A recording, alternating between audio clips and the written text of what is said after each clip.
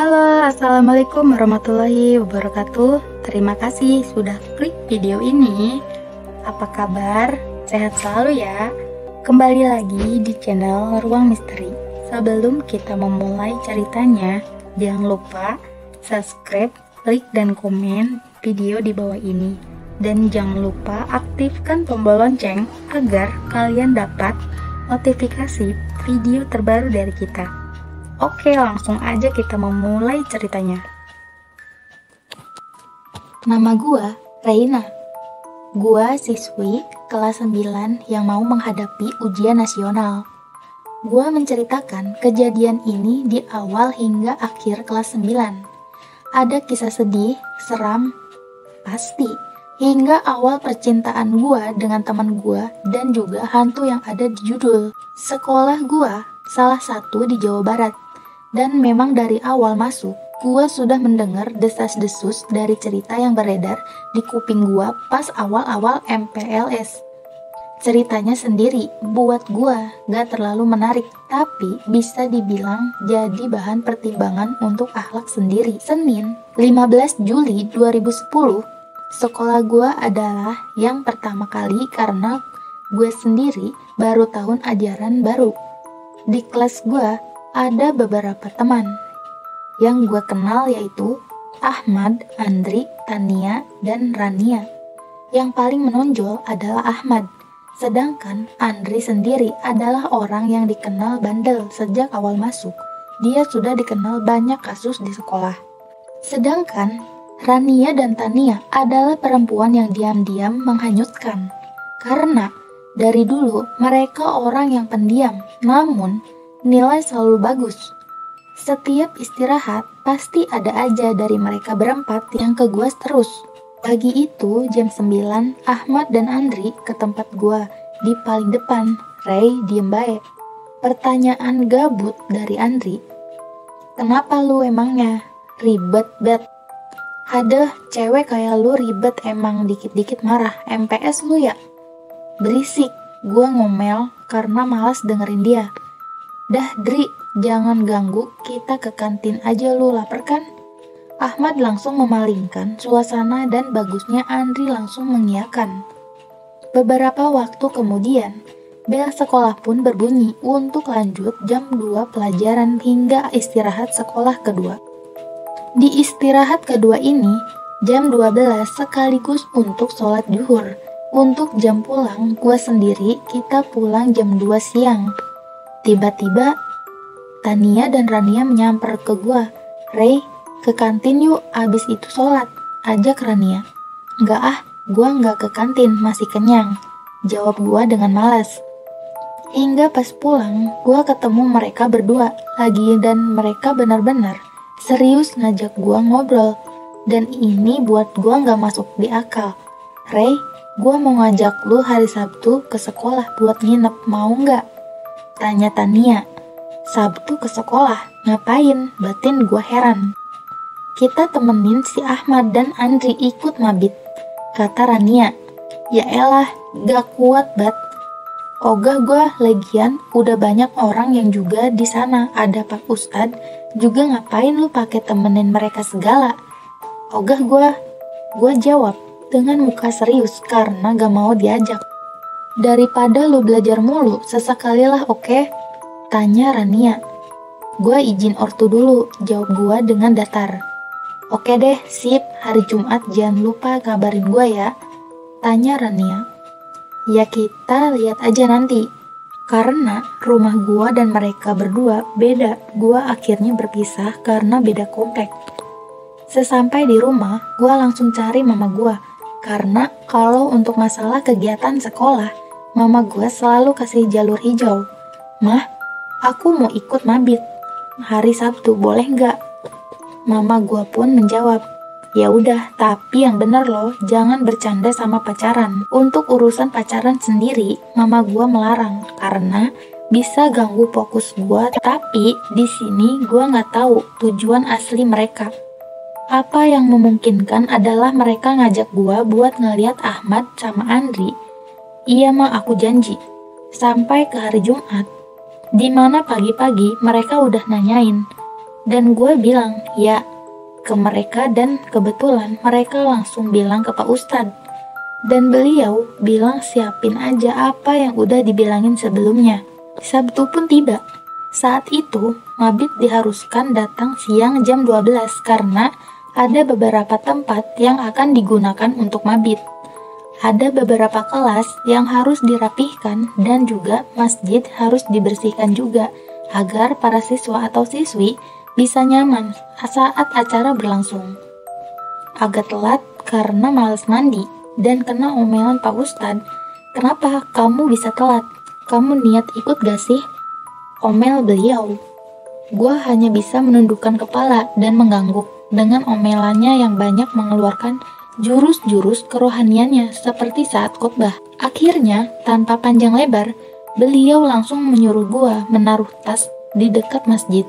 Tiba-tiba, entah kenapa saat gua selesai taruh tas, pandangan gua secara refleks menuju ke dalam masjid yang ternyata keluarlah seorang Ahmad yang tinggi dan juga memakai kopiah hitam. Disitulah gua langsung mematung. Melihat ia dan seketika tersenyum kecil ke gua. Entah kenapa gua langsung ada rasa malu campur suka, tapi gua sadar kalau dia juga orang yang otaknya cerdas dan juga dia beragama juga. Gua langsung bilang ke diri gua bahwa jangan halu. Dengan menampar diri gua dan langsung gua pergi buat temuin kedua cewek yang ngajak gua kesini. Gua cari mereka 10 menit dan baru ketemu. Ternyata mereka disuruh untuk bersihin got yang bau busuk lebih dari tai. Ditambah dengan celotehannya Pak Ustadz yang makin buat sebel. Bau pak, wek. Rania ngedumel. Udah gak usah bacot, kerjain aja, orang bersih-bersih dapat pahala kok gini. Niat gak kamu? Gua tahu mereka bukan mau ikut mabit, tapi mereka cuma mau lihat Ahmad sama Andri yang ikut mabit. Si Tania suka sama Andri, terus si Rania keduanya. Karena kondisi tersebut, gua langsung aja ke masjid bantu yang ada. Dan sampai azan asar, semua berhenti untuk sholat. Gua ketemu mereka berdua lagi pas selesai wudhu. Rania ngedumel lagi dan gua hanya bisa diam. Lo kenapa ngajak gua kesini deh? Kan kita bisa lihat tuh cowok di hari lain. Tania ngomel ke Reina. Dan betul aja, dua cewek itu sebenarnya bucin, garis keras, dan yaps, pasti ada deh kelakuan bodoh dari mereka yang kadang makan batunya hingga komat pun berkumandang. Singkatnya, ketika selesai sholat, kita bebas beristirahat sampai maghrib. Gua capek dan memilih tidur hingga dibangunkan lagi pukul 7 malam. Seketika, langit mulai memancarkan warna biru dongker karena sudah waktunya dan juga agak mendung. Disinilah niat tolol mereka muncul. Saat memasang mukena, Rania bilang ke gua, dia mau ngajak gua ke suatu tempat bareng Tania dan Ray. Ray, selesai sholat, temuin gua di saung ya. Gua pun selesai berdoa, langsung ke sana sembari berdoa, semoga nggak ada yang aneh-aneh. Saung tersebut cuma mereka berdua karena Ray, kita ke gudang deh, bakal seru di sana. Gua menggelengkan kepala, namun dipaksa, udah ikut aja. Lagian, lo juga nggak mau ikut gituan kan? Dahlah cepetan ikut gua. Dengan adat maksa, dan gua nggak bisa apa-apa dengan bertanya, kita mau ngapain ke gudang? Kita cari lontong. Hah? Serius? Gue juga gak mau lihat yang bergituan. Tapi alhasil mereka maksa gue tibalah di gerbang tua yang karatan. Awalnya gerbang tersebut digembok, tapi mereka mematahkan gembok itu dengan bata yang sudah lumutan. Terbukalah gembok itu dan isinya peralatan olahraga yang udah rusak dan juga miniatur tengkorak untuk praktek, namun badannya sudah ada beberapa bagian yang hilang. Kita masuk bertiga, di sana baunya sumpek dan lembab, bahkan gua sampai nggak bisa nafas saking sumpeknya dan ingin muntah. Bau banget anjir, Tania berkomentar. Woi setan, keluar lo anjing, jangan cuma bunyiin benda aja, munculin wujud lo. Rania ngajak gelut tuh lontong guys. Lu apa-apaan sih? Gak jelas deh. Gua ngomel karena itu serem dan gua penakut. Kalau takut ngomong, omel Tania. Ya jelas lah gua takut. Emang gua lo berdua yang bandel kebangetan. Gua membela diri. Pengecut lo anjing. Pengecut. Rania ngatain gua dan gua hanya bisa terdiam. Gubrak. Ada benda yang jatuh seperti lemari dan gua makin takut. Kalau lu takut, lu diam aja di sini biar kita berdua aja yang kesana. Jangan kabur ya, kata Rania. Gua ngangguk aja dan saat mereka sampai setengah jalan di sana, entah kenapa mata gua tiba-tiba buram. Dan setelah gua kucek-kucek, percis di lemari jatuh itu ada putih-putih berdiri. Gua kira dia Nengkun. Ternyata dia lontong. Kok gua tahu? Ya, karena gua lihat jelas ada ikatan di kepala dan kaki, tapi tidak di tangan. Mukanya putih, tapi retak. Terus bola matanya hitam. Dari matanya keluar darah yang makin lama membanjiri kain kafan. Ran, gua panggil dia. Apa? Ikut, sinilah. Gua geleng-geleng kepala dengan muka cemas sambil nunjuk ke lontong itu. Apa sih anjing? Gak jelas loh. Gak usah bikin orang ketakutan, bego. Rania gak percaya omongan gue dan mau gak mau gue lari sekencang-kencangnya. Woi bangsat, Tania teriak dan gue gak peduli. Saat hampir disaung, muncul Ahmad di balik pintu. Ngapain kamu di sini? Pertanyaan polos yang keluar dari bibirnya itu membuat gue diam sejenak. Ah, enggak kok. Cuma mau ngecek aja, sambil cengir gue bilang ke dia. Bilang suruh mereka keluar. Jangan pernah cari-cari masalah sama mereka yang gak kelihatan. Kalau mereka gak ganggu, kita juga gak usah ganggu juga. Ahmad negur gue dan gue langsung aja bilang gue takut. Oh jadi lu takut? Ya udah, gue aja yang nyamper mereka. Ahmad seakan-akan berani, bukan karena sombong, tapi karena ia emang anak yang beraga jadi. Tidak perlu takut dan niat dia juga baik karena membantu mereka agar tidak mengganggu makhluk halus tersebut. Ya sudah, gua pun agak tenang karena yang gua temuin bukan setan tapi human. Sesampai di masjid, ada Pak Ustadz yang sebenarnya sedang istirahat dan dia ngeliat gua. Kamu sini. Pintah Pak Ustadz. Kenapa Pak? Gua bertanya takut. Kenapa? Dari mana kamu? Kok saya lihat kamu gak ada di masjid? Enak kamu tinggal keluar pas selesai sholat maghrib. Iya Pak, saya gak akan ngulangin lagi. Gua akhirnya minta maaf. Ya sudah, sana masuk ke dalam. 30 menit lagi kita mulai dengerin dakwah dari si Ahmad. Sontak, gua langsung kaget. Gua dengernya karena si Ahmad bukannya ke gudang itu jemput dua perempuan brengsek itu. Ahmad di dalam Pak. Ya, kenapa? Suka kamu. Sepertinya beliau agak bergurau. Tapi, gua gak peduli. Gua langsung masuk dan kaget melihat Ahmad beneran di dalam. Kita berdua saling tatap dan kali ini dia mukanya agak curiga. Ngeliat gua, tapi semua itu langsung gua alihkan mata. Beberapa saat kemudian, mulai tadarus, ada suara teriakan dari tempat tersebut. Seluruh orang kaget dan panik karena takut kenapa-napa. Akhirnya mereka semua berkumpul ke TKP.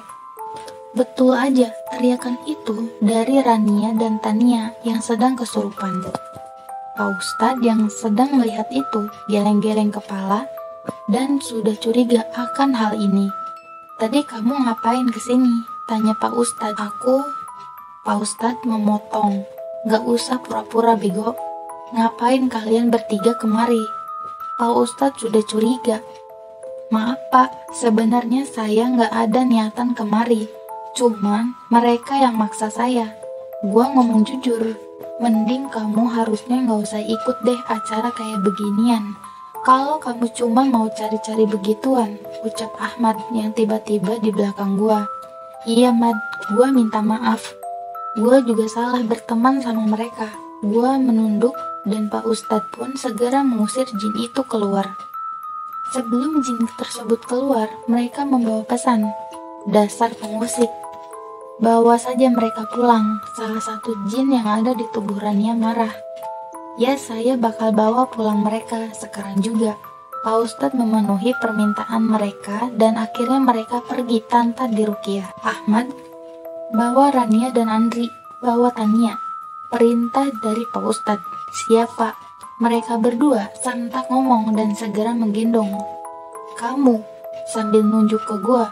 Kamu tahu apa yang barusan kamu lakukan? Tanya Pak Ustadz. Iya Pak, saya salah. Lain kali jangan coba-coba ya. Sulit untuk membuat mereka masuk ke sini lagi, kata Pak Ustadz. Iya Pak, semua kembali ke masjid. Dan saat sampai di pintu keluar menuju gerbang, Ahmad nungguin gua dan bilang bahwa dia butuh gua buat ngantar ke lantai 3 untuk ambil P3K sebelum mereka dibawa pulang. Lu kenapa gak sama Andri deh? Tanya gua risih. Udah gak apa-apa, kan lu yang buat kita semua begini, katanya. Gua mengiyakan dan yang sudah gua udah gak berpikir apapun. Pas di lantai 3, kita berdua masuk ke ruang UKS dan di situ terjadi hal yang gak senonoh. Tiba-tiba, Ahmad punya tatapan aneh sama gua yang gak seharusnya. Dia seakan mau memperkosa gue dari tatapan matanya. Mat, lu kenapa? Kok muka lu aneh? Tiba-tiba, Ahmad langsung buka sarung dan gue melihat celana pendek agak sedikit ngaceng. Dan gue mulai panik. Mat, lu kenapa dah? Tanya gue agak panikan. Ray, sebenarnya gue ada rasa suka sama lu. Kita ngewe dulu yuk sebentar. Gue janji, gue bakal jadiin lu istri suatu saat nanti. Please, Ahmad berbicara halus. Gue langsung lari tanpa tangan gue dipegang langsung sama dia. Ray, please, Ahmad memelas. Enggak ah, gue gak mau. Gue pikir lo cowok baik-baik, Mat. Ternyata gue salah nilai lo, bentak gue. Cepetan anjing, Ahmad ngebentak. Dan dia dorong gue sampai pinggul gue sakit. Gak bisa bangun. Di situ gue lihat dia buka celana dan tinggal kanjutnya. Astagfirullahaladzim, Ahmad tertawa seakan-akan menikmati ketakutan gue. Gue melihat di sebelah gue ada sarungnya. Dan langsung aja gue selepet pakai sarung. Dan lo tahu apa yang terjadi? Dia berubah jadi lontong yang gue lihat sebelumnya di gudang. Gue teriak sekencangnya dan kabur. Untungnya pintu gak ditutup. Andai udah ditutup, gua udah diwik-wik sama dia. Apa yang terjadi? Gua lari sambil ngadep belakang dan di dekat tangga gua ketabrak seseorang. Disitulah adalah Ahmad yang asli. Gua jatuh dan kena pinggul gua lagi kedua kalinya. Aduh, sakit. Lu ngapain dah di sini? Tanya Ahmad bingung. Tadi gua kira lu ngajak gua karena nggak ada teman, makanya gua ikut. Itu memang alasan gue karena gue lihat depan mata kepala gue sendiri sebelumnya bahwa itu benar-benar Ahmad. Lain kali apa-apa ke masjid dulu, biar lihat situasi, tegur Ahmad. Ahmad menjulurkan tangannya dan membantu gue untuk bangun. Makasih, nada gue datar. Ia mengangguk dan tersenyum kecil. By the way, anterin gue yuk ke ruang P3K, tanya Ahmad. Enggak ah, gue abis dari situ. Ahmad bilang kalau itu beneran dia. Dan saking gak percayanya gue, dia gue tampar bolak-balik. Oh, sakit tau? Iya maaf. Cuman buat bukti aja kalau lu asli bukan KW kayak si lempar bungkus. Ya udah, cepetan keburu ditanyain Pak Ustadz, seru Ahmad. Kita balik ke ruang UKS dan gue pun kaget melihat pintu UKS terkunci. Lah, kok terkunci? Emang terkunci? Kata siapa kebuka? By the way, lu dari mana dah? Tanyanya. Gue habis dari sini. Tadi gue ketemu lu, ternyata pocong. Oh, masa? Ahmad heran dan dia gak peduli. Dan langsung aja buka kunci untuk ambil obat merah. Selesai ambil, kita langsung ke bawah dan langsung ke masjid. Di situ ada Pak Ustadz yang menunggu sambil muka baik mood. Kok kamu lama sih? Pak Ustadz agak bete. Kamu kok ikut Ahmad? Tanya Pak Ustadz. Kalian wik-wik ya, Pak Ustadz? Nyengir. Enggak, Pak, jangan ngada-ngada dah, tanya Ahmad. Beliau tertawa kecil dan gue pun segera masuk masjid mengikuti acara. Ada hal yang gue khawatirkan, yaitu Tania dan Rania. Setelah gue lihat kondisi mereka membaik, cuman belum sadar aja. Orang tua mereka sudah ditelepon dan segera ke sekolah, jadi tinggal tunggu dijemput. Sekitar pukul 8:30 malam, Ibu Tania dan Rania datang untuk menjemput mereka. Pak Ustadz juga meminta maaf atas kejadian ini, tapi kedua ibu mereka mengatakan tidak apa-apa, karena jelas ini bukan kesalahan beliau. Mereka tahu bahwa anak mereka juga bandel dan sulit diatur di rumahnya. Setelah itu, semua berjalan dengan baik. Pukul 9 malam, kegiatan selesai, dan yang dilakukan selanjutnya oleh para murid adalah istirahat. Pak Ustadz memberikan waktu di 30 menit untuk kita semua beristirahat dan segera mengambil minuman dan makanan bagi yang merasa lapar. Namun, gue sendiri lebih memilih untuk langsung rebahan, belum tidur, hanya merasa lelah aja. Dan beberapa menit kemudian, gue bergegas mengambil air minum. "Rey, ada teh, silahkan diambil," salah seorang siswi bernama Gita yang menawarkan gue teh. "Gak makasih, gue minum air putih aja." Gita pun mengangguk, tanda bahwa gue gak mau. Minum selesai, gue beranjak ke masjid untuk tidur kembali. Ada beberapa siswa yang ditawarkan oleh Pak Ustadz untuk jaga malam layaknya meronda. Kebetulan Ahmad dan Andri mau serta satu temannya lagi bernama Ilham, dan ada 3 murid lain, yaitu Jain, Sair, dan Raja yang mau juga, sehingga ronda ini dibuat jadi 2 sesi. Sesi pertama untuk mereka, Jain, lalu selanjutnya ya tahu sendirilah, di ronda pertama jam 10 sampai jam 1, sedangkan sesi kedua dari jam 1 sampai jam 4. Jain, DKK, pergi mengelilingi sekolah, sedangkan Pak Ustadz, beliau akan ronda jam 2 pagi, cuman beda tempat dan barang satpam. Awal-awal Jain DKK tidak menemukan kejanggalan apapun meski mereka melewati gudang, tidak masuk, cuma lewat. Namun di belakang sekolah mereka menemukan sebuah benda hitam yang tergantung di pohon.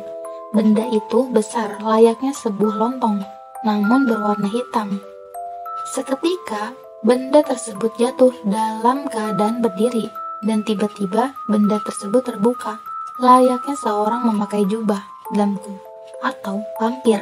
Bola matanya merah mengeluarkan darah, seluruh tubuh hitam, gigi bertaring panjang seperti babi hutan. Suara makhluk tersebut seperti zombie. Jain DKK membaca doa, namun hal tersebut tidak terlalu terpengaruh. Makhluk tersebut justru ketawa melihat mereka doa sambil ketakutan. Dan makhluk ini membuat mereka tidak bisa bergerak, sehingga dengan mudah membuat mereka dihajar habis-habisan. Raja yang hanya bisa beristighfar terdorong hanya dengan sekali kedip dari makhluk itu. Sair tiba-tiba bisa bergerak, namun belum seutuhnya dapat berlari dan hanya bisa berjalan meski dengan menyeret kakinya. "Lu duluan aja," bilang Ahmad, "gua bakal ngadepin dia di sini," ucap Jain dengan berani meski sebenarnya ia takut. Apa yang menyebabkan Jain berani? Dulu ia pernah diberitahu oleh guru ngajinya, kalau kamu membaca doa dengan rasa takutmu ketika menghadapi setan, maka kamu akan kalah. "Terus bagaimana Pak Kiai?" tanya Jain yang heran. "Tetap hadapi dengan rasa berani, sebab sejatinya agama adalah senjata. Ibarat saat di medan perang, kalau kita punya senjata tapi takut dalam menggunakannya juga, takut akan situasi, maka kamu akan kalah. Nak, sehebat apapun yang kamu miliki, kalau kamu takut, tak akan berguna." Dari situlah Jain berpikiran tersebut. Benar aja, di saat makhluk itu ingin menjatuhkannya, ia tidak bisa dan masih membaca doa. Di satu sisi, Ilham masih berjalan menuju Ahmad dan tidak bisa membawa Raja yang pingsan karena serangan tersebut terdorong keras. Saat tiba di pintu gerbang menuju masjid, Ilham bertemu Pak Ustadz dan Pak Satpam yang berjaga. "Pak, ada setan yang sedang menyerang kami," ujarnya sambil ngos-ngosan. "Di mana?" "Cepat tunjukkan ke saya," perintah Pak Ustadz. Namun saat itu juga mereka berdua diserang oleh makhluk itu sehingga membuat Pak Ustadz dan Pak Satpam pingsan mengenai meja hingga hancur. Ilham pun kaget dan pasrah, namun tiba-tiba Ahmad datang bersama dua lainnya kaget. "Kok bisa?" Andri khawatir. "Kita diserang, Dri." Ilham makin khawatir. "Ya udah, tenang aja, kita bantu kalian," ujar Ahmad yang berani, dan mereka segera masuk ke dalam gerbang menuju taman belakang sekolah. Di saat itu, gua sudah tidur pules. Ada beberapa dari siswi yang masih main HP, ngobrol, bahkan gibah. Saat gua tidur, gua merasa sesak napas, badan dingin, pusing, gak bisa gerak, dan anehnya, gua semakin lama semakin gelap. Lalu, beberapa detik kemudian, gua terbangun dari kegelapan. Semua gelap. Bahkan apa yang gua pihak bukan tanah, seakan gua melayang. "Gua di mana?" Batin gua heran. "Kamu di dunia gaib." Suara yang entah dari mana, dan muncullah seorang dengan menggunakan kain kafan. Ia bukan seperti lontong, melainkan seperti orang yang sudah terlepas ikatan talinya dan mengenakan seperti baju dan berlumuran darah. "Kamu siapa ya?" tanya gua dengan nada santai. Gua tercengang, senantiasa istighfar. "Jadi, kamu pocong yang ganggu saya?" tanya gua panik. "Ya, maaf sebelumnya kalau saya buat kamu takut, dan terima kasih telah membuat mereka pulang." Tania dan Rania. Gua bertanya sama dia, kenapa dengan semua ini?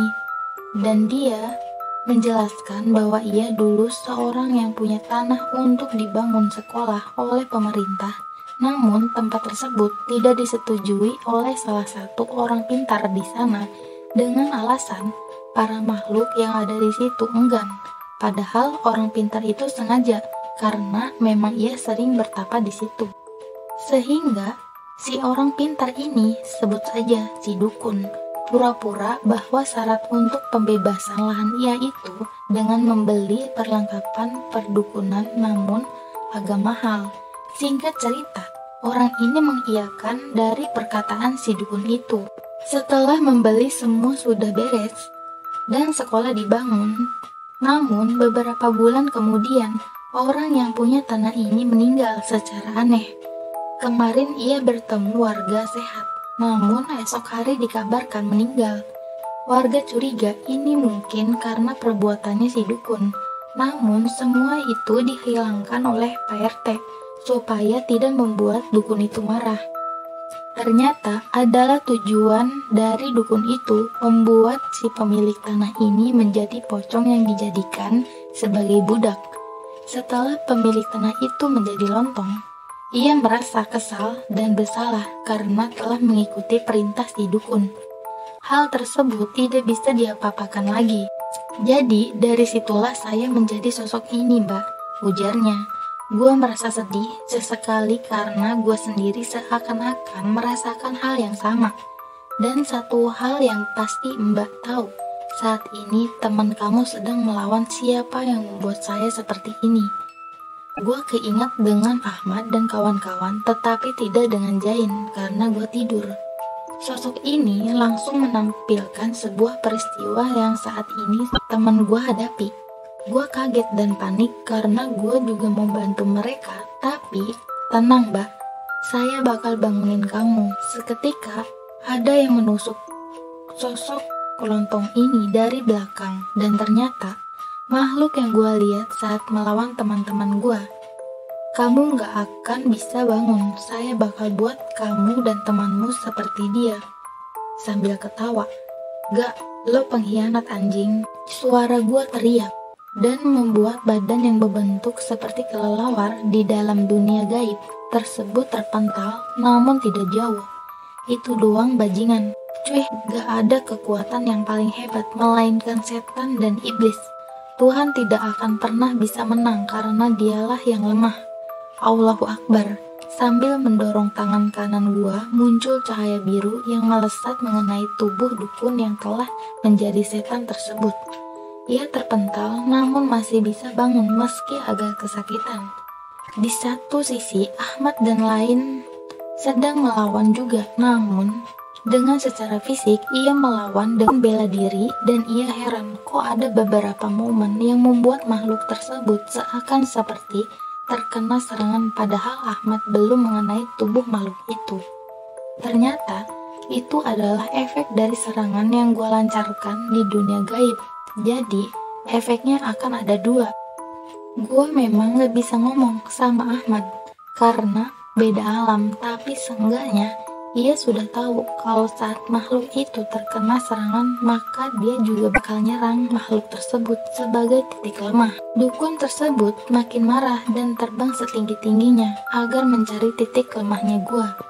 Tapi saat dia mau nyerang, gua langsung keluarkan kalimat Tuhan dari mulut gua dan kekuatan cahaya biru itu muncul lagi membuat ia jatuh. Di saat itu juga Ahmad lihat keanehan lagi dan langsung menonjok kepala, perut, bahkan menendang dengan membuat ia terpental jauh. Jain saat itu juga langsung membaca ayat kursi serta diiringi oleh Andri dan Sair. Seketika makhluk yang melawan Ahmad itu kepanasan dan di satu sisi dalam melawan gua di dunia gaib ia juga kepanasan dan itulah titik terakhir gua melawan dia. Dengan baca surat Al-Quran, gua mengumpulkan seluruh kekuatan yang ada dan cahaya biru mengelilingi gua dan membuat gua bercahaya hingga bersilau. Saat itu makhluk tersebut gua bantai dengan kalimat La ilaha illallah Allahu Akbar. Kali ini gua mendorong dua tangan gua dan mendapati tangan gua mengeluarkan cahaya biru seperti kamehameha dan langsung membuat makhluk tersebut kesakitan. Anjing, panas banget perempuan jalang. Gua bakal balas lo di neraka. Gak akan ada setan yang bisa balas di neraka. Nada datar gua sambil nunjukin muka gua yang serius ngadepin dia. Lenyap lu, dasar. Dan akhirnya dia lenyap. Dalam perlawanan dengan Ahmad, makhluk tersebut juga sudah terbakar seperti sebuah kayu yang terbakar tanpa meninggalkan jejak menjadi abu. Alhamdulillah, dari dunia berbeda, gue dan Ahmad serta kawan-kawannya mengucapkan hal yang sama. Dan gue tiba-tiba merasa pusing, lalu pingsan. Dan gue terbangun di dunia yang asli. Gue melihat orang-orang yang ngerumunin gue. Lalu, lu gak kenapa-napa, Rey? Tanya Gita. Gak apa-apa kok, kenapa ya? Gue heran dan mereka menjelaskan bahwa saat mereka sedang tidur, ada beberapa yang lihat gue teriak-teriak, gak jelas, dan membuat semua orang bangun. Serta yang gak normalnya adalah mereka lihat gue terbang dan ngebanting diri gue. Banyak dari mereka yang mencoba nolong gue. Tapi alhasil mereka malah terserang sama gua yang lagi terbang. Lalu disitulah gua pas sudah turun dan mendingan mereka menolong gua. Sejak kapan gua kayak gitu, Git? Barusan, Ray, cuman gua curiga lu habis ngelawan sosok yang makhluk itu ya. Gita menduga. Gita bawa gua ke depan masjid tanpa orang lain. Gua pengen ngomong sama lu, Ray. Apa? Gua Indigo. Gue tahu alur dari perjalanan yang gue lihat dari lu. Cuman gue nggak sengaja nggak ikut campur biar gak ada urusan sama mereka. Sontak membuat gue terdiam. Ahmad dan lainnya datang. Mat, lu nggak apa-apa ngelawan dia? Tanya gue. Kamu tahu dari mana ya? Ahmad heran. Gue menjelaskan apa yang terjadi dan dia nggak percaya sama sekali yang gue jelasin. Masa sih? Gue gak percaya. Intinya gue bisa karena gue minta bantuan sama Tuhan dengan jawaban agamanya. Gue tersenyum kecil dan mengangguk. Lalu Pak Ustadz datang dengan badan yang sakit disertai dengan satpam yang kelihatan mengantuk.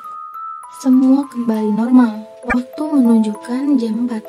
Semua murid punya sisa waktu 30 menit sebelum jam setengah 5. Mereka bangun dan sholat subuh. Begitulah akhir cerita ini.